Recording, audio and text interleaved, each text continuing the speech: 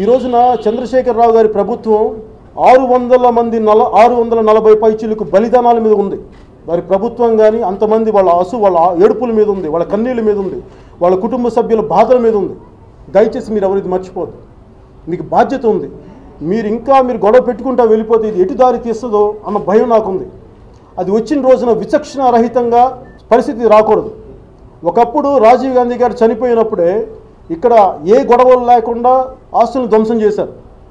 అలాంటిది ఇప్పుడు చాలా పరిస్థితులు, ద్వేషించుకునే పరిస్థితులు, ఘర్షణాపూరితమైన పరిస్థితులు ఇంత బలంగా ఉన్నప్పుడు అది ఏ స్థాయికి దారితీస్తే, ఎలాంటి వైలెన్స్కి దారితీస్తుంది అన్న భయం నాకుంది. ఆ కన్సర్న్స్ నాకున్నాయి. ఈ కన్సర్న్ని నేను రాజకీయాలకు పట్టుకొచ్చిన, అంతేగాని పదవుల కోసం ఇంకో దేనికోసం కాదు. అన్ని రాజకీయ పక్షాలు, అన్ని రాజకీయ నాయకులు, అన్ని మేధావులు, అన్ని ప్రజా సంఘాలు కూడా దయచేసి దీన్ని గుర్తించవలసిందిగా కోరుతున్నాను. మీరు కనుక ఇది ఒక ఈ సమస్యని ఒక తెలంగాణ కోణం నుంచో లేదంటే సీమాంధ్ర కోణం నుంచో చాలా పరిమితమైన కోణాల నుంచే చూస్తే మటుకు this will lead to disaster sir. Please దయచేసి న్యాయవాదులు కానీ పోలీస్ వ్యవస్థ కానీ దీన్ని అందరూ మీరు గుర్తించాల్సిన పరిస్థితి ఉంది. దయచేసి ఇది మాకు సంబంధం లేదు, ఇది మా జాతికి సంబంధం లేదు, మా రాష్ట్రానికి సంబంధించింది కాదు అని దయచేసి అనుకోకండి.